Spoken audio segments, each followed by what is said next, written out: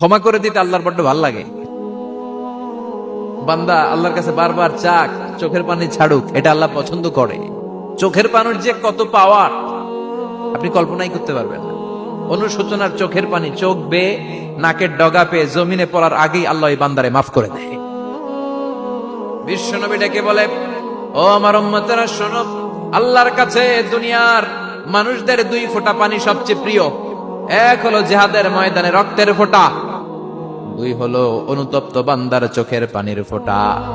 কত ভুল আপনি করেছেন, কত অন্যায় আপনি করেছেন, কত পাপ আপনার হয়েছে, কত মিথ্যা আপনি বলেছেন, কয় ওয়াক্ত নামাজ ছেড়েছেন, কয় লাখ টাকা ঘুষ খেয়েছেন, কত যৌতুক আপনি খেয়েছেন, কত মিথ্যা আপনি বলেছেন।